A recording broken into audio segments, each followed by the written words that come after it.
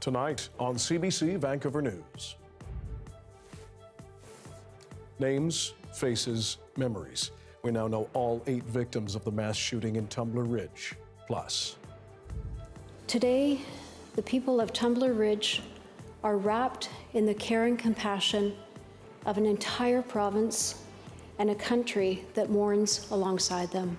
BC's throne speech honors the victims, their loved ones, and all of Tumbler Ridge as the Prime Minister and more leaders head to the small community. And there was no consultation with the community whatsoever. I think it's a good idea to plan for the future because clearly we've done a poor job of planning for the current. Almost 2 decades after it was first proposed, a school for Vancouver's Olympic Village could finally be approved, but not without concerns about its size. This is CBC Vancouver News.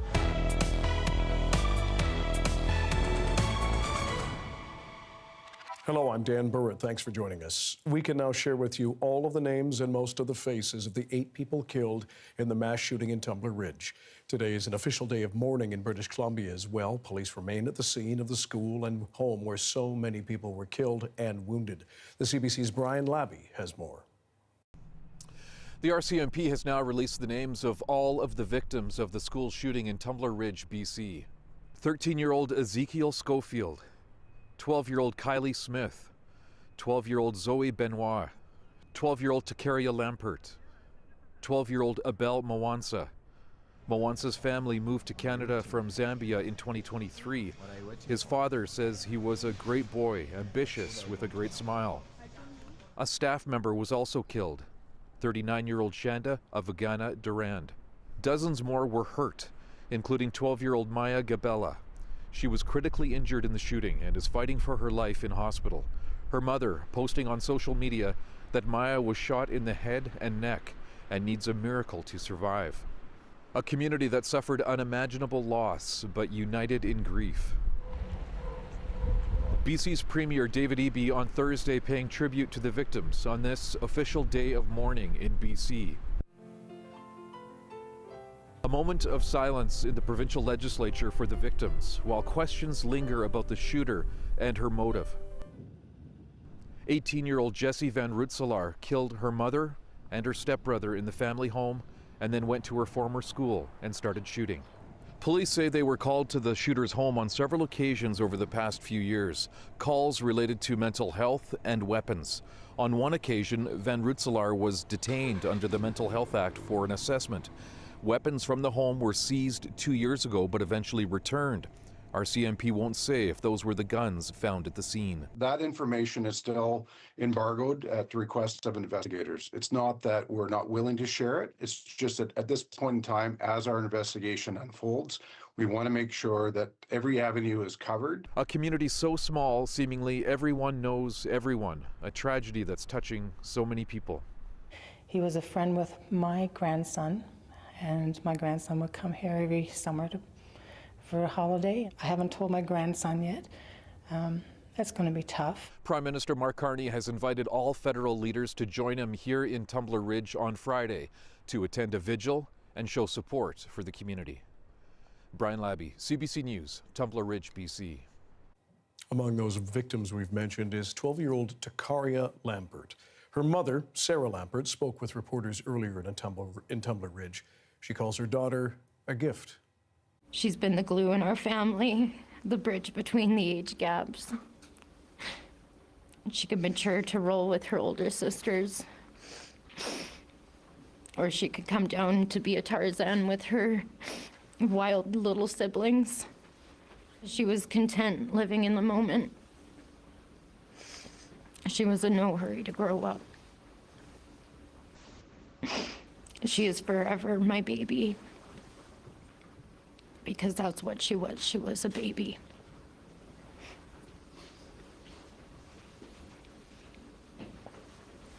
She hadn't even seen her 13th birthday, which would have been in 2 months. Meanwhile, the biological father of Jessie Van Rutselaar is now sharing a message of condolences to the victims, families, and wider community. Justin Van Rutselaar says he was estranged from Jessie and not part of Jessie's life. His statement reads, in part, There are moments when words feel far too small for the sorrow we are carrying together.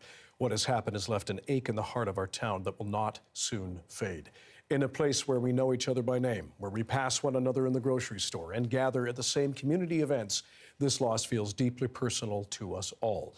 To the families who have lost loved ones and to every person who has been affected by this senseless and unforgivable act of violence, I offer my most heartfelt condolences. I cannot begin to imagine the depth of your grief. Please know that you are all in my thoughts and prayers, and that I share in the profound sadness that has settled over our community. A memorial to the victims is growing just steps from Tumbler Ridge Secondary School. Flowers, candles, pictures of those lost. Caroline Margout shows us how that town is grappling with the tragedy and, for some, with the terrifying moments they lived through inside the school. Duncan Mackay doesn't know if he can ever go back to Tumbler Ridge Secondary School. He and his cousin were in gym class on Tuesday when they heard gunshots. Then my teacher went out to check and he saw students on the floor.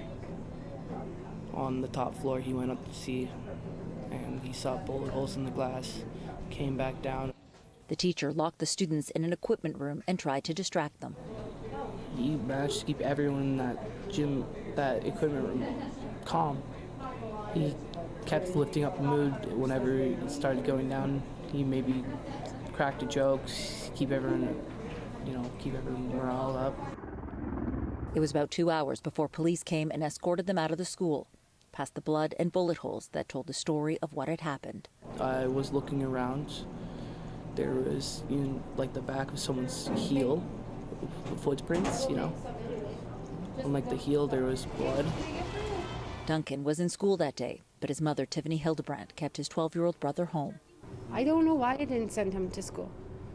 The day before, he was kind of pale, so I just didn't wake him up the next day. And if I did, it could have been very different for our family, because those were all his classmates. That boy's best friend died in the shooting. The family had just moved to Tumbler Ridge in September. It immediately felt like home, but that feeling has been shaken. We lock our doors down. We didn't lock our doors when we got here. My children lock our doors. They're scared. Hildebrandt and her business partner own a bistro in town. They decided to stay open to feed first responders and provide a safe place for the community and for the affected families to go.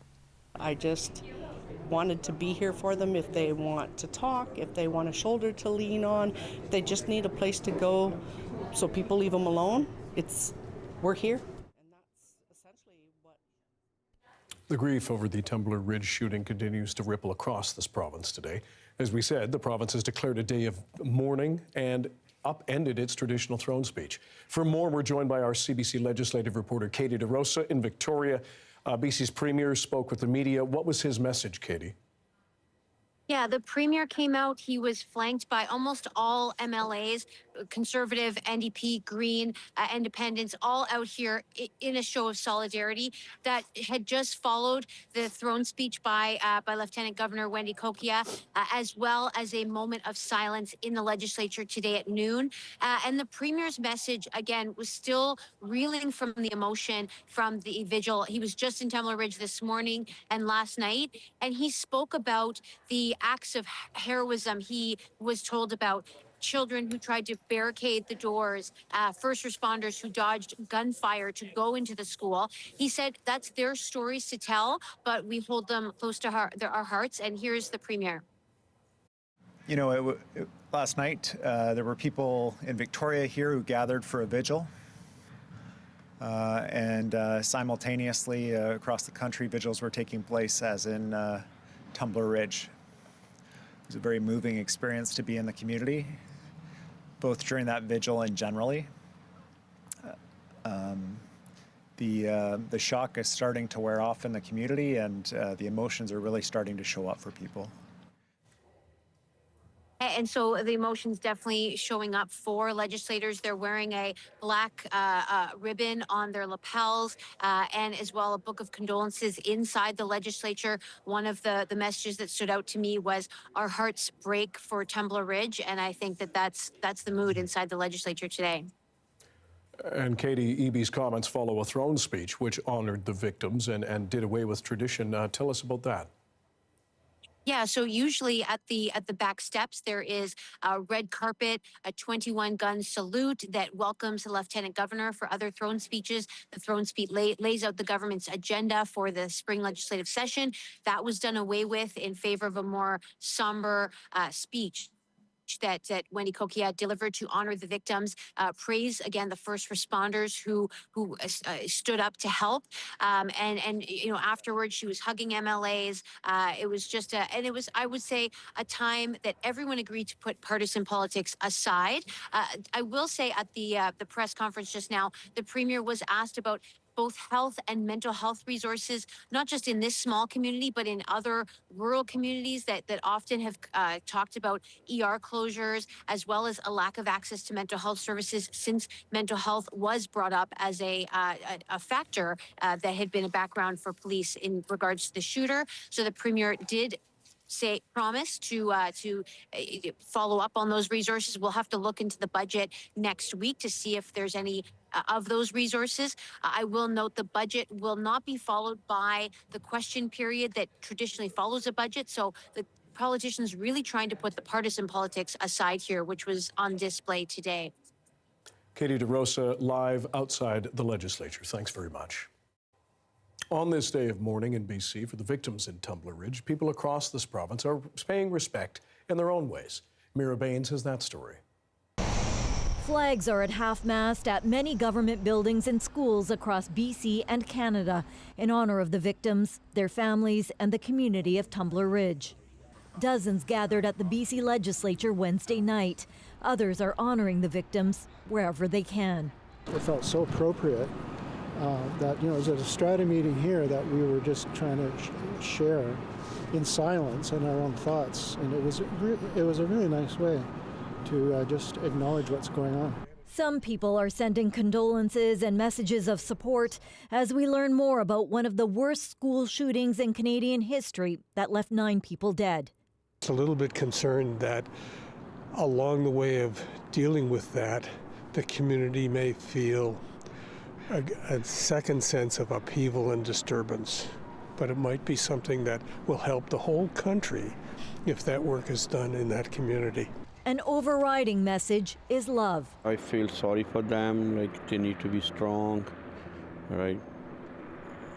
My heart's pretty go for parents, right? So it's really sad, really hard time for them. We spent a lot of time last night at the dinner table talking about you know, everything surrounding it and how it might have come about, and just about communicating and, you know, within our own family about if we're struggling with any mental health issues. Those sentiments are being echoed across BC. I think just lean on each other and, I mean, tell people you love them, and one day at a time, right? One day at a time. Flags at federal buildings will be flown at half-mast for 7 days. Mira Baines, CBC News, Vancouver. We've heard from officials at all levels of government pledge support for the victims' families. But what exactly does the kind of support does this community need now? Here's a bit of what we heard from some professionals.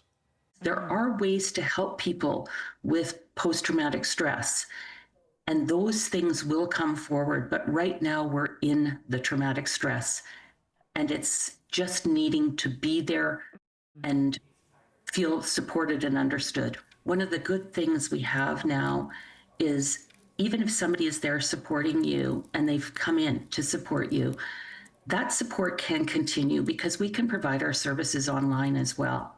So if somebody is connected and feels supported, it doesn't mean it's just for now. It can be ongoing, and we need to be really sensitive to that with children, because this will play out, this stress, this trauma will play out at different times in different stages at different ages. Especially when it's children, you know, a lot of what comes up often is like, it should have been me. Why this person who had a whole life ahead of them? And a lot of it is like, what could have I done to prevent this? So yeah, just emphasizing, you know, being really present, making sure that they're basic needs are met of eating, sleeping, drinking water, and definitely that empathy, validating their experiences and their feelings of whatever is coming up in the moment. Additionally, it could also be if they feel that their child is too overwhelmed, and it could be simply offering them options such as movement, going for a walk, distraction that will keep them engaged with them, and obviously constantly checking in on them, and also giving them space, but continuing to check in on them and how they're feeling, what they need, and proximity.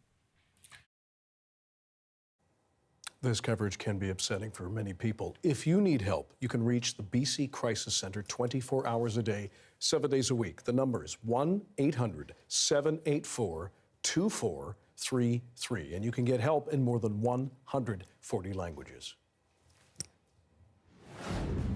It's taken almost 2 decades, but a school could finally be coming to Vancouver's Olympic Village. Or not? Find out with Justin McElroy next.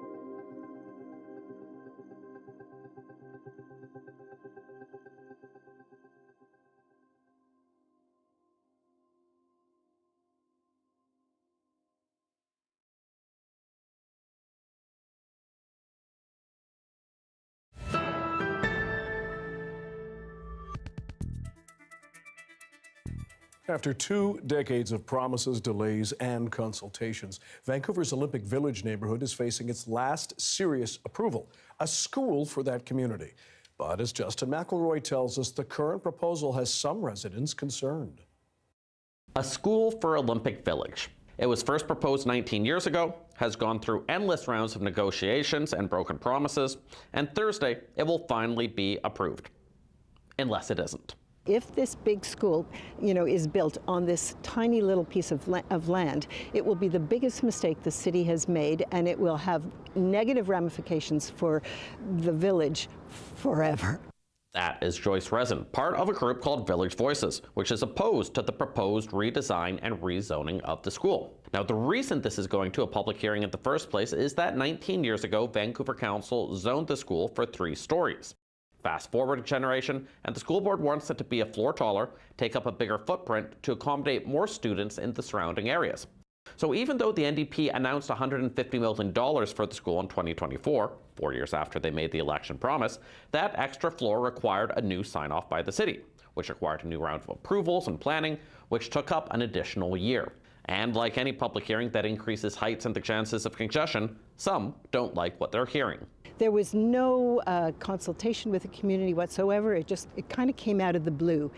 It is a school which is going to be overbuilt for this area and will have incredible ramifications for almost every aspect. The group wants council to reject the rezoning and for the school board to take the money earmarked for the school, reduce the budget, and use the extra funds to upgrade surrounding schools. But others say the new plan is what's needed, almost as much as a school 2 decades in the making. I think it's a good idea to plan for the future because clearly we've done a poor job of planning for the current. Jesse Lyons is one of multiple parents who came up to us while we were in Olympic Village. He says he understands the backlash. I mean, that's the reality with most of these application processes. But hopes council approves the project. I look at the census statistics from the last census. There's over 850 kids in these 4 blocks just next to us alone. And all the schools in the area are over capacity. So which side has more support? Residents Group has a petition with nearly 400 signatures on it, but when it comes to people who have written into City Hall, a different story emerges. Here is a chart. It shows every public hearing application in Vancouver over the last 12 months, and for each one, how many people filled out a form saying they approved the project. Now, you can argue that change.org petitions don't matter or that anyone can spam a City Hall petition form, but no matter how Thursday's vote goes, it's hard to argue for any process which takes 19 years to approve a single school, even before shovels get into the ground. Justin McElroy, CBC News, Vancouver. Here's a look at a glowing Whistler Village in the dark. Cooler, cloudier day across the south coast. Steve Jung will be here with the BC-wide weather forecast coming up.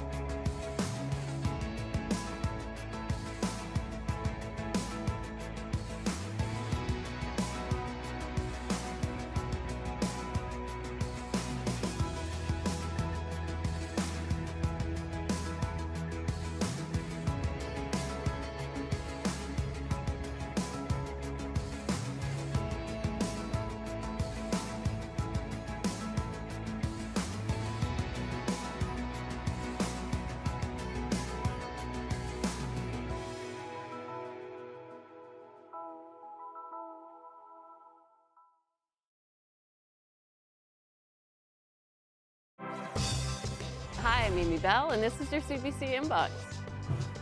Ring in the Year of the Horse with CBC at the Vancouver Chinatown Spring Festival Parade on Sunday, February 22nd. Join us along the parade route and celebrate the Lunar New Year.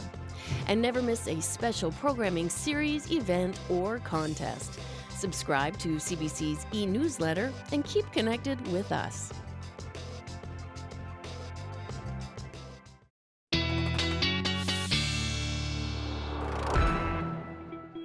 Darius is off this evening, so Steve Jong is here with the BC-wide weather forecast as we lean into the cold.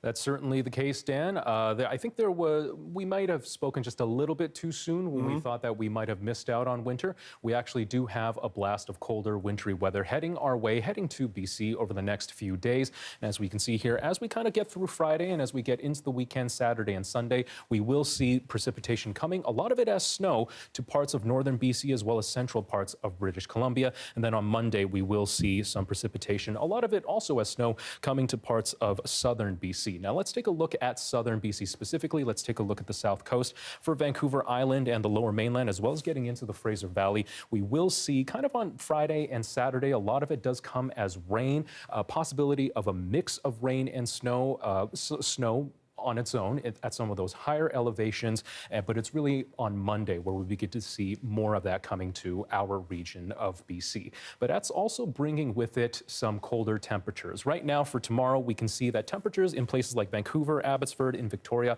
they're pretty close to about seasonal where they normally would be for this year. But starting tomorrow, that's where we do see a lot of that temperature begin to drop. If we take a look, especially in northeastern BC, Fort St. John, Fort Nelson, and Dease Lake, getting into those minus temperatures. And for parts of northern BC, including around Fort St. John and Dawson Creek, we could see temperatures dropping by 30 degrees when we get to Tuesday, daytime highs of minus 25. So it's going to get a whole lot chillier. Tonight, though, we can see for much of BC that cloud cover is really going to persist. We have the possibility of rain in a lot of parts, but then if we look here at Williams Lake, we see minus 2 degree temperatures, a possibility of rain or flurries. Same for Whistler, Dease Lake, and also in Terrace. Let's take a look now at the 5-day forecast. A chance of showers for Friday and Saturday. Temperatures again closer to about seasonal, but there it is on Monday, a chance of rain or flurries, and there is that temperature drop that we were talking about, coming about 5 degrees lower than what it normally would be. You can hear people grabbing the mittens and the toques and the big coats once again. Steve, thanks very much. My pleasure. And thank you for being with us on CBC Vancouver News. For news anytime, please watch our newscast on CBC Gem, the free app, as well as on YouTube, and of course our website, cbc.ca/BC. Your next local news is on the early edition on CBC Radio 1. That starts tomorrow morning at 5:30. Good night.